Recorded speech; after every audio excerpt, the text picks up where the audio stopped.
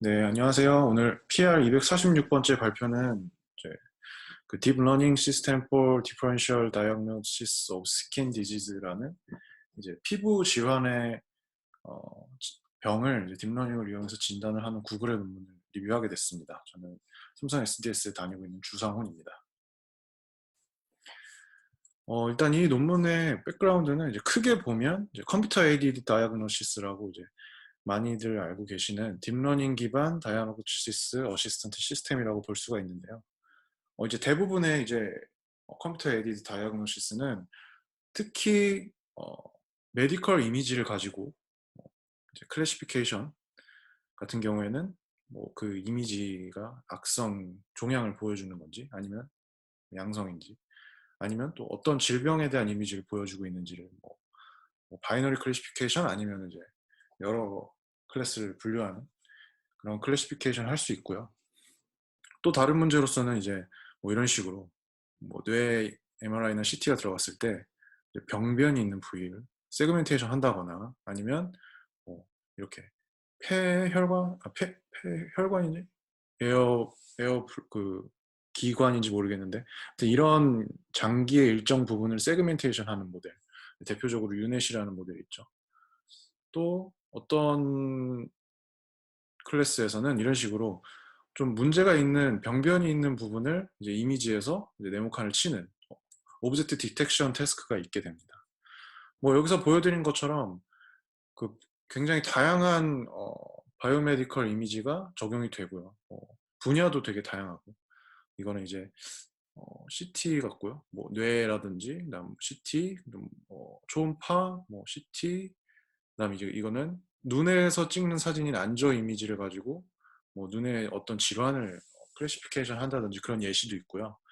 또 뭐 이거는 이제 병리 이미지라고 그 우리 몸에서 티슈를 따로 이제 좀 떼어내 가지고 그 티슈에서 다양한 이제 면역적인 염색을 한 다음에 이 병리 슬라이드에서 보이는 이제 색깔이나 그런 세포들의 종류를 가지고 이 환자가 갖고 있는 암이 정말 암인지 아닌지 이런 검사를 하는 게 병리 검사라고 하잖아요. 그래서 병리 검사 이미지도 이제 딥러닝을 이용해서 많이 하고 있는 추세가 됩니다.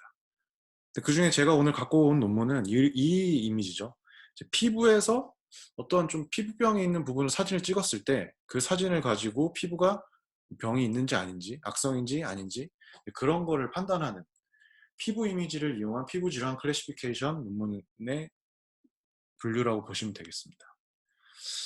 근데 이제 앞서 말씀드린 거는 이미지만인데 사실 우리가 병원에서 뭐 저는 의사는 아니지만 의사들이 진단을 할 때는 당연히 그 의료 영상뿐만 아니라 다른 이제 기타 뭐 다양한 의료 정보 같은 것도 종합적으로 판단을 하게 될 거잖아요. 그런 게 어떻게 생각해 보면 이제 딥러닝에서 좀 고민을 하는 멀티모달 클래시피케이션 프로블럼이라고 생각이 됩니다. 최근에 또 멀티모달 클래시피케이션 프로블럼이 또 그냥 유니모달 클래시피케이션보다 더 성능이 더 좋아진다는 연구들도 있고 제가 이제 PR 218번에서 리뷰한 논문 같은 경우에는 그러한 이제 멀티모달 클래시피케이션을 어떻게 하면 잘 구성하는 아키텍처를 디자인할 수 있는지에 대한 논문이었습니다. 이런 식으로 또 제가 오늘 리뷰할 논문은 여러 장의 피부 사진과 의료 정보를 종합적으로 활용하는 멀티모달 태스크, 그러니까 사진뿐만 아니라 다양한 환자의 의료 정보를 가지고 피부병을 진단해내는 그런 딥러닝을 개발하는 논문이라고 보시면 됩니다. 그래서 이 논문의 인트로덕션부터 들어가면요. 이제 어떤 분야를 연구한 거냐면 이제 원격 피부과 진료를 보조하는 목적의 딥러닝 기반의 시스템 개발입니다. 이게 미국에서 나온 논문이다 보니까 원격 피부과 진료라는 게 있었어요. 좀 이 분야를 왜 연구해야 되는지도 설명이 돼 있었는데 일단 피부 질환이 굉장히 흔하게 나타나는 질병입니다. 사실 뭐 저만 해도 피부 질환이 한 번씩은 다 걸려본 적 있고 뭐 굉장히 많은 굉장히 페이탈하진 그러니까 되게 위험하진 않지만 그래도 많이 발생되는 질병이고요. 또 굉장히 많은 비율의 사람들이 이 피부 질환을 겪게 되죠. 근데 그럼에도 불구하고 피부과 전문의는 이제 부족하다고 얘기를 하고요. 그래서 미국에서는 이제 원격 진료가 되니까 스토어 앤 폴드 텔레 더마톨로지 서비스라는 걸 이용하는 사람이 이제 점점 최근에 많아진다고 합니다. 이게 어떤 거냐면 이제 이 다른 슬라이드에서 갖고 온 건데요. 이제 이렇게 개인이 요즘에는 뭐 디카뿐만 아니라 스마트폰 워낙 잘 돼 있으니까 본인의 몸을 이제 사진을 찍은 다음에 좀 피부에서 이상이 있는 것 같다 생각되는 부위를 사진을 찍으면 이제 그게 이제 서버로 들어가게 되고요. 그 서버에 이제 사진들이 저장되면 이제 나중에 이제 그 피부과 전문의가 한 번에 그 사진들을 다 진단을 하면서 그 컨설트 리포트를 추가를 하게 됩니다. 그러니까 그렇게 되면 나중에 그 개인은 병원을 직접 가지 않고도 그 컨설트 리포트를 보고 자기의 지금 병이 어떤 상황인지 그런 거를 간접적으로 알 수가 있는 거죠. 이런 서비스가 많아진다고 합니다. 그렇기 때문에 이 저자들은 이런 서비스에 좀 도움이 되는 딥러닝 기반의 이제 피부 질환 진단 시스템을 만들어 보자. 이게 이 논문의 목적이라고 할 수가 있습니다. 그래서 백그라운드는 이제 컴퓨터 비전 분야에 쓰이는 딥러닝 모델을 이제 피부 질환에서 많이 적용해 왔죠, 사실. 초기 연구 같은 경우에는 더마토스코프라는 전문적인 그런 촬영 장비, 그걸 가지고 촬영한 이미지를 인식하는 방법을 썼는데 이제 그 사실 개개인이 이걸 갖고 있을 리도 없고 그래서 접근성이 떨어질 뿐만 아니라 대부분의 피부 질환에서는 굳이 이런 전문적인 장비를 쓰지 않고도 진단이 가능하기 때문에 이러한 방법은 불필요하다라고 사람들이 모두 인식했고요. 그래서 그 다음으로 연구가 넘어간 거는 일반 디지털 디바이스, 그러니까 핸드폰이라든지 뭐 디지털 카메라 같은 걸 가지고 촬영한 사진으로부터 이제 전문가 수준의 정확도로 진단할 수 있는 결과들이 나오기 시작했습니다. 사실 이 2017년 네이처 논문이 좀 유명한 논문이고요. 피부암 사진에서 악성이나 악성이 아닌지 이제 구분하는 이제 그런 논문이 되겠고요. 이렇게 스킨 레전 이미지가 있으면 이제 CNN 통과해서 결과적으로 이제 양성인지 아닌지, 악성인지 양성인지를 판단해내는 그런 모델이 있었고요. 그리고 뭐 비슷하게 또 손톱의 사진을 보고 손톱에 진균증이 있는지 없는지 식별하는 모델도 2018년에 있었고요. 더 좀 크게 더 많은 이제 분류를 할 수 있는 논문은 이제 198개의 피부 병변에 대한 진단을 할 수 있는 이제 11PR 2018년에 나온 논문입니다. 위에서 소개드린 논문들 그리고 또 논문에서도 또 다양한 딥러닝 기반의 진단 연구 결과들을 레퍼런스를 달았는데 이제 그러한 논문들은 대부분 좀 암에 관련된 그러니까 피부암인지 아닌지에 대해 조기에 선별할 수 있는 그런 목적을 갖고 있었어가지고 사실 피부암 말고 다른 일반적인 피부 질환들 있잖아요. 그런 피부 질환들에 대한 진단에 대한 연구는 좀 부족하고 또 그러한 진단은 전문이랑 비교했을 때 아직은 딥러닝이 좀 떨어져 있다라고 이 논문에서 얘기를 하고 있습니다. 또 그 다음으로는 사실 이 피부 질환 논문들뿐만 아니라 좀 많은 그 딥러닝 기반 의료 다이어그노시스 논문들 같은 경우에는 사진을 보고 그냥 탑 원, 하나의 진단 결과를 딱 내는 것을 목표로 하는데요. 그런 게 아니고 실질적으로 의사가 그 리포트를 보고 나서 도움이 될 수 있도록 가능한 피부 상태의 리스트, 그러니까 탑 3 정도를 좀 빼줘서 이게 어떤 병에 대한 가능성이 있는지를 좀 도출하는 모델, 이거를 디퍼런셜 다이아그노시스라고 한다고 해요.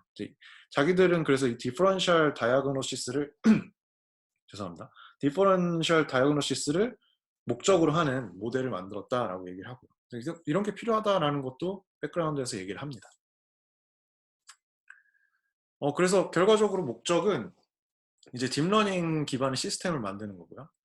26개의 가장 흔히 나타나는 질병을 그 클래시피케이션 하는 모델을 만들고요. 사실은 여기서 26개 더하기 1개, 1개는 이제 adults라고 또 클래스가 하나 있습니다. 실질적으로 27개의 클래스를 분류할 수 있는 모델인데요. 이제 이 목적은 앞서 말씀드린 것처럼 이제 원격 진료 컨설팅에 적용할 수 있을 거기에 좀 어시스트를 하기 위한 목적으로 만들었다고 합니다. 그게 목적이 되겠고요. 그래서 어프로치는 이런 식으로 앞서 말씀드린 것처럼 멀티모달 어프로치가 들어가게 되는데요. 각 케이스마다 환자의 이미지가 많게는 6개까지 들어가게 됩니다. 각각의 이미지는 인셉션 V4 네트워크로 이제 피처가 추출이 되고요. 또 추가적으로 환자가 갖고 있는 메타데이터, 이건 이후에 설명드리겠지만 뭐 나이라든지 성별, 그 다음에 뭐 이전에 어떤 병을 앓았던 경험이 있는지, 뭐 다른 처방받고 있는 약이 있는지 이런 정보들이거든요. 그런 정보들을 같이 넣고 여기서 콘캣을 시킨 다음에 멀티모달 피처 퓨전이 들어가는 거죠. 그 다음에 이제 마지막으로 27개의 클래스에 대한 어, 어, 그 확률 값이 나오게 됩니다. 여기서 딱 하나를 찍어주는 게 아니라 뭐 나중에도 말씀드리겠지만 이게 뭐 아크네면은 이제 아크네 확률이 전체 합은 1이면 몇 프로인지 이런 식으로 들어가게 돼서 최종적으로 뭐 탑 3 정도의 확률이 가능한 확률이 높은 질병을 뽑아낼 수가 있다고 해요. 네. 다 설명드린 내용이고. 그리고 성능에서는 이제 피부과 전문의뿐만 아니라 이제 미국에서는 피부과 전문의한테 가기 전에 뭐 주치의를 따로 만난다고 해요. 이제 그런 사람들은 전문의는 아니지만 다 의사들이니까 그런 의사들과의 그러니까 정확도 비교, 그리고 또 간호사와의 정확도 비교 이런 걸 통해서 이 딥러닝 시스템이 어느 정도 높은 정확도를 갖고 있는지를 또 비교를 했습니다. 방법은 계속 이어지는데요. 데이터는 이제 앞서 말씀드린 것처럼 피부 사진인데 이제 케이스마다 한 장이나 6장이 이제 가변적으로 들어가 있어요. 그래서 6장 이상이 있는 경우에는 6장만 랜덤으로 셀렉션해서 최대 6장으로 맞췄고요. 대부분의 케이스, 75%의 케이스에서는 6장보다 적은 사진이 포함됩니다. 메타데이터 같은 경우에는 이제 에이지만 컨티뉴어스한 그 피처고요. 나머지 성별이나 뭐 지금 현재 증상에 관한 질문 이런 게 있고 이 카테고리컬 데이터고 나머지는 다 이제 카테고리컬 데이터가 들어가게 됩니다. 메디컬 히스토리 뭐 이 질병을 겪은 적이 있나요? 라고 물어보면 yes, no 아니면 unknown. 그리고 지금 환자의 스테이트 알러지가 있나요?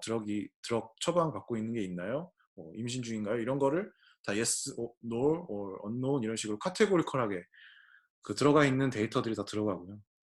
뭐 이제 이전에 그 치료받은 그런 경험들 그런 것도 다 카테고리컬하게 들어갑니다.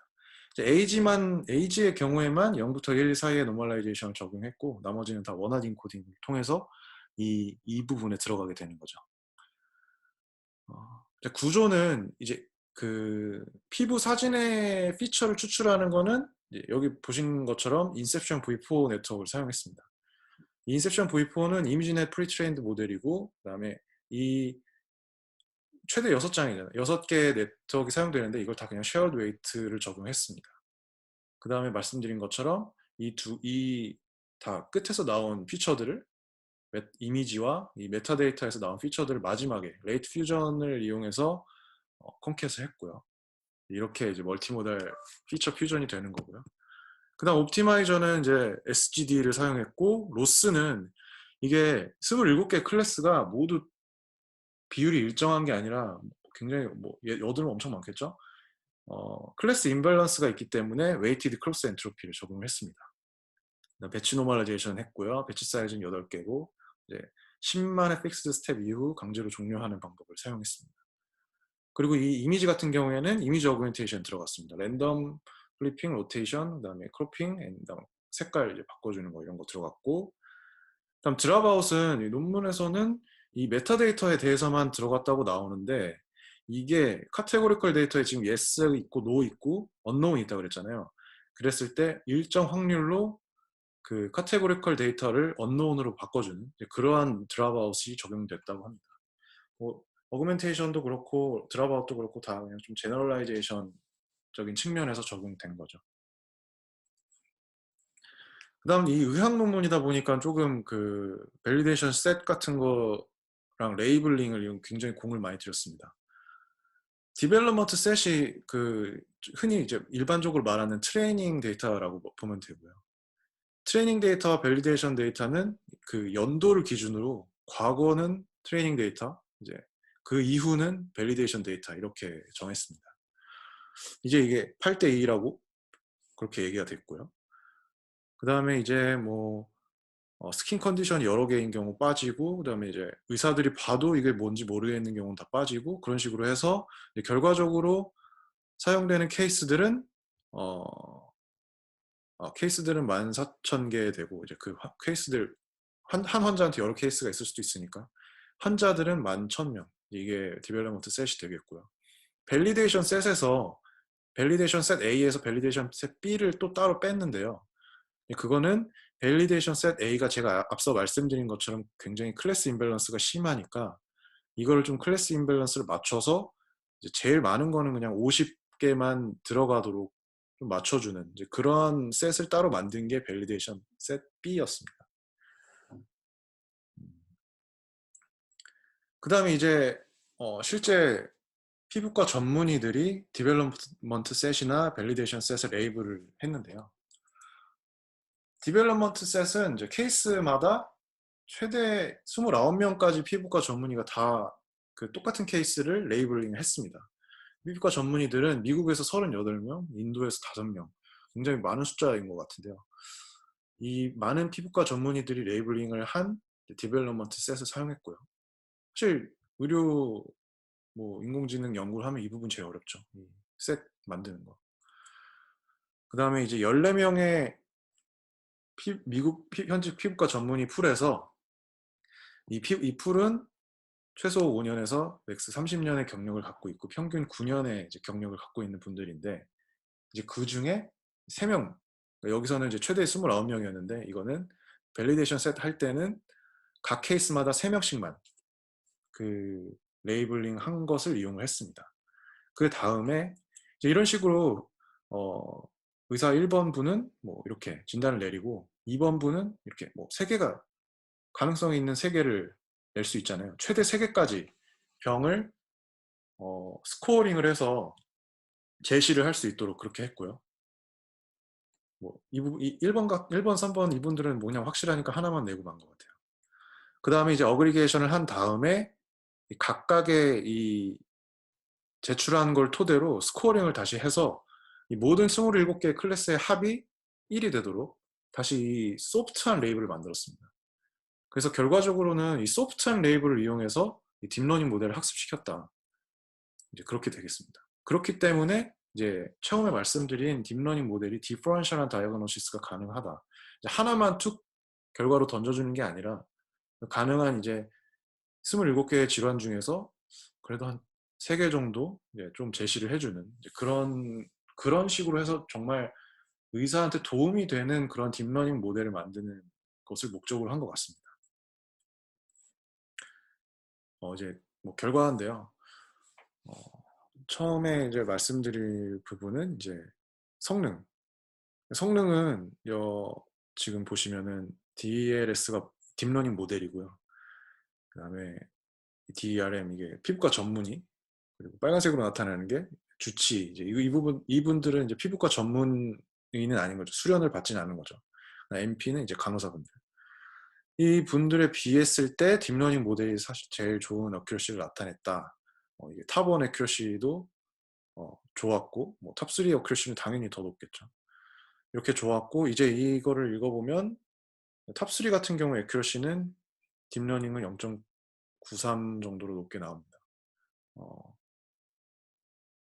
그다음에 밸리데이션 셋 B는 제가 앞서 말씀드린 것처럼 클래스 임밸런스를 조금 해소시킨 그런 데이터 셋인데요.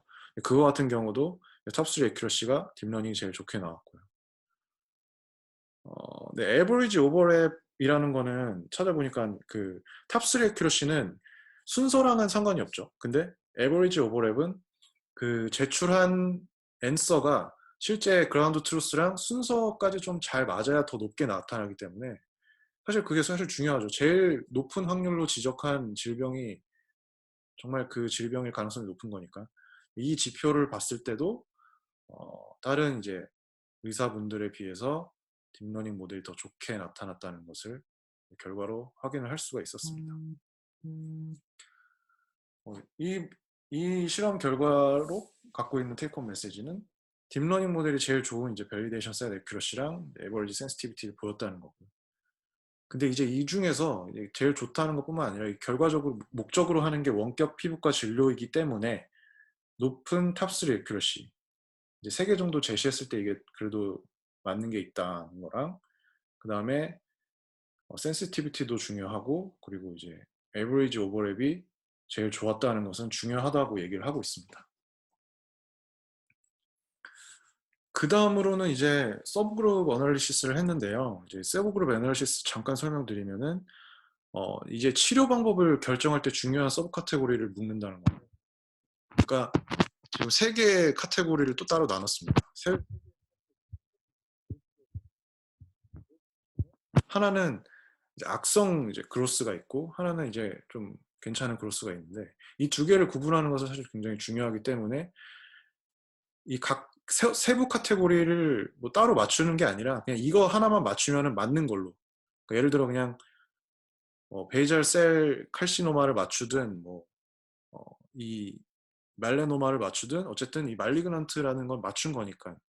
그렇게 되면은 이제 그 피부과 전문의 분들의 성능이 좀 더 높아지게 됩니다. 이게 왜 중요하냐면은 이제 말리그넌트 같은 경우에는 만약에 딥러닝 모델이 예측한 결과에서 말리그넌트가 들어가면은 이제 이게 그 다음 처방으로서 그 생검, 그러니까 조직 검사가 필요하다는 의미가 되잖아요. 그래서 탑3 센시티비티, 여기서 이 얘기도 나오는데 탑1 센시티비티는 딥러닝 모델이 좀 낮지만 탑3 센시티비티에서 0.88이 되니까 괜찮다라고 얘기를 합니다. 그래서 만약에 이 모델을, 이 시스템을 실질적으로 사용하는 의사가 봤을 때 탑3 안에 말리그넌트 서브 카테고리에 해당하는 질병이 나오게 된다면 생검을 할 테니까 이게 탑3 센시티비티가 높은 게 중요하다라고 이런 식으로 얘기를 합니다. 그 다음에 이제 이거 같은 경우에는 뭐 이제 인펙셔스, 뭐 뭔가 감염이 되는 피부병인지 논 인펙셔스인지 이걸 구분하는 게 사실 중요하다고 해요. 이게 왜 그러냐면 논 인펙셔스에서 사용되는 토피컬 스테로이드라는 게 처방이 반대로 그러니까 인펙셔스 질병일 경우에 백선 같은 경우에는 오히려 약화를 시킬 수가 있기 때문에 이 두 개를 구분하는 게 중요하다고 해요. 생각해 보면 이 두 개 같은 경우 다 뭐 사진으로 봤을 때는 저 같은 일반 사람은 크게 구분을 못할 것 같으니까 이게 딥러닝 모델은 보이기엔 비슷해 보여도 완전히 다른 처방을 결과로 내게 하는 이 두 개의 다른 질환은 다르게 구분해야 된다. 그러한 목적이 있는 거죠. 인펙셔스 같은 경우에 이게 나오면은 이제 KOH 검사가 들어가야 되기 때문에 이런 걸 다음 처방에 중요한 메시지를 주기 위해서 이런 거는 정확히 구분해야 될 필요가 있다라고 얘기하고요. 마지막 헤어로스 같은 것도 이 두 개의 카테고리가 병의 원인이 다르기 때문에 각각 그냥 헤어로스, 딱 봤을 때 그냥 헤어로스지만 병의 원인이 다르기 때문에 각 다른 1차 치료를 필요로 하기 때문에 이 두 개를 잘 구분해야 되는데 뭐 딥러닝 모델 탑3 센시티비티가 다 좋게 나왔다. 이렇게 보실 수가 있죠. 몇 개는 이제 그 피부과 전문의가 좋았는데 그래서 이 논문에서는 그렇게 얘기를 합니다. 그 딥러닝 모델이 피부과 전문의 수준이랑 비슷한 정도로 이러한 좀 치료 방법을 결정할 때 중요한 서브 카테고리들을 다 잘 결정을 해낸다. 그래서 결론적으로는 딥러닝 모델이 치료를 결정하는 데 있어서 많은 도움을 줄 수 있다는 것을 의미를 합니다. 마지막에 헤어로스 같은 거를 이제 좀 예시를 드리면요. 둘 다 이제 헤어로스인데 이거는 레퍼런스 스탠다드가 AA라는 거고 이거는 이제 두 번째 거는 AGA라는 거죠. 그러면 논문에 따르면 이 두 개의 같은 증상은 같지만 치료 방법이 다른 경우라고 합니다. 근데 이제 보면은 이제 딥러닝 시스템은 잘 AA를 잘 맞췄고요. 이거는 특히 여기서 논문에서 제시한 케이스들은 간호사분들이나 이제 주치의분들은 잘 못 맞춘 그런 케이스들을 제시를 했어요. 그런데 이제 딥러닝 모델은 피부과 전문의들만큼 잘 맞춘다 이런 게 되는 거죠. 네, 이렇게 이런 그 메시지가 담깁니다. 그 다음에 이제 이 세 번째 사진은 그 인테그레이티드 그레디언트를 사용하는 거죠. 그러니까 이 딥러닝 모델이 이 사진 중에 어느 부분을 중요하게 생각해서 이러한 판단을 내렸는지를 좀 보려고 이걸 좀 갖고 온 건데 그랬을 때 이 결과 모델이 사진에서 의미 있는 영역을 포커스를 맞추는 법을 배워서 그러니까 사람이 봤을 때도 그런 그 진단을 내리는 그러한 이미지 부분을 딥러닝도 잘 주시를 하고 있다. 그렇게 해석을 하면 되겠습니다. 그 다음에 이제 이게 사진도 6장이 들어가고 그냥 클리니컬 피처도 들어가기 때문에 인풋 데이터에 따라서 성능이 어떻게 달라지는지를 좀 봤습니다. 첫 번째는 이제 그 클리니컬 메타데이터에 대해서만 실험을 했습니다. 이 실험은 어떻게 하는 거냐면 각각의 피처들이 있는데요. 클리니컬. 아까 클리니컬 피처가 한 45개 정도 된다고 말씀드렸는데 그 중에 이 그래프에서는 10개만 보여드린 거죠. 각각의 피처를 하나를 선택해서 랜덤으로 이제 퍼뮤테이션을 합니다. 그 다음에 성능을 관찰을 하고요. 그러면 당연히 굉장히 중요한 피처가 섞이면 성능이 완전히 내려갈 거잖아요. 그 순서대로 이제 나열을 해봤더니 셀프 리포티드 스킨 프로블럼이라는 게 제일 중요한 피처라는 결론이 나왔습니다. 이게 뭔지 보니까 자기가 생각했을 때 뭐 어떤 문제가 있는 것 같냐 이거예요. 근데 생각해 보면은 이거를 어떤 걸 선택하는지에 따라서 당연히 이 질환이 어떤 건지를 판단을 내릴 때 되게 중요한 피처라는 생각이 들잖아요. 그렇기 때문에 이 딥러닝 모델이 좀 어, 메타데이터를 잘 해석을 한다라고 좀 생각을 할 수 있는 것 같습니다. 다음으로는 이미지를 썼을 때, 이미지를 이제 한 개만 썼을 때, 점점 늘렸을 때 딥러닝 모델의 성능이 어떤지인데요. 당연히 이제 6개를 썼을 때가 제일 성능이 높고 하나만 썼을 때는 이제 이만큼의 애큐러시 감소가 나타납니다. 파란색은 이제 이미지랑 메타데이터를 다 사용했을 경우고요. 녹색 같은 경우에는 이제 이미지로만 트레이닝을 해서 이미지로만 이벨루에이션을 한 경우입니다. 이것도 당연히 하나만 썼을 때는 점점 성능이 그러니까 점점 그 사용한 이미지의 수가 줄어듦에 따라서 성능도 같이 줄어드는 걸 확인할 수가 있습니다. 빨간색은 이제 이미지랑 메타데이터를 같이 가지고 학습을 했는데 이제 평가할 때는 메타데이터 아예 빼고 이미지로만 학습을 시켰을 때를 말합니다. 이럴 때는 이제 제일 사실 성능이 떨어지는 거죠. 메타데이터가 없으니까. 이 결과에서 또 저자들은 이렇게 얘기하는데 이제 5번 사진 5개랑 썼을 때 6개 썼을 때 약간 플래터가 생긴다. 그래서 5개만 있어도 괜찮은 것 같다는 식으로 서술을 했습니다. 뭐 그냥 플래터가 있다라고 얘기를 했어요. 네, 이 결과에서는 이제 셀프 리포티드 스킨 프로블럼이라는 클리니컬 메타데이터가 제일 중요도가 높았다는 것을 알아냈고요. 그 다음에 더 많은 정보를 사용하면 사용할수록 모델의 정확도가 높아진다는 것을 또 실험을 통해 확인을 했습니다. 그래서 뭐 사실 이거는 직관적으로는 굉장히 당연한 거죠. 더 많은 정보를 사용해서 그 진단을 내렸을 때 당연히 더 정확한 진단이 내려지겠죠. 결과 여기까지고요. 그래서 이 논문에서 얘기하는 거는 이제 이 논문의 결과가 피부과 전문의랑 비슷한 수준의 또 비전문의보다는 더 정확한 수준으로 26종의 피부 상태를 식별할 수 있는 딥러닝 시스템을 개발했다. 이런 결론을 내리고요.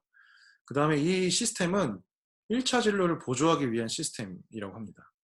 그래서 결국에는 이제 원격 의료에 좀 도움이 되는 그러한 방향으로 이 연구를 한 게 아닌가 하는 생각이 듭니다. 이런 시스템은 이제 실질적으로 피부과 전문의가 부족하기 때문에 직접 피부과 전문의한테 찾아가지 않아도 비피부과 전문의한테 진료를 받았을 때도 피부 질환에 대한 진료를 정확하게 받을 수 있는 데 도움이 될 수 있다라고 얘기를 합니다. 그럼 뭐가 좋냐면 결과적으로 이제 첫 번째 1차 병원에 간 다음에 전문의한테 갈 텐데 그 진료를 위해서 대기하는 시간이 줄어들기 때문에 이제 만약에 정말 안 좋은 피부 질환을 갖고 있으면 그 피부 질환으로 인한 사망률을 낮추는 데 좀 도움이 되는 거죠. 그러니까 이게 무슨 말이냐면 1차 진료에서 비피부과 전문의가 정확하게 진단을 내려서 바로 그에 맞는 처방을 내리기 때문에 사망률을 낮추는 데 도움이 될 거라고 얘기를 하고 있습니다. 이 논문을 읽다 보면서 계속 이제 느껴지는 뉘앙스는 보통 이제 사람들이 기사 같은 걸 보면은 이제 딥러닝이 완전 의사를 대체한다 뭐 이런 식으로 기사가 많이 나오긴 하잖아요. 근데 논문에서는 사실 이 논문뿐만 아니라 다른 논문들도 그런데 되게 겸손한 투로 정말 이제 딥러닝은 이제 서포팅하는 목적으로만 지금 그 이상으로는 논문에서는 말을 하고 있진 않아요. 그런 게 좀 더 많이 이제 또 목적조차 여기서는 완전히 그 의사가 최종적으로 판단을 내리는데 이게 판단을 내려야 되는데 이제 거기에 딥러닝은 좀 도움을 많이 주는 이제 그런 목적으로 개발이 됐죠. 그렇게 좀 실질적으로 논문을 읽어보면은 의료 인공지능 개발이 좀 완전 뭐 의사가 없어진다 이거는 좀 아닌 그런 느낌 생각이 듭니다, 개인적으로는. 네. 오늘 발표는 여기까지고요. 들어주셔서 감사합니다.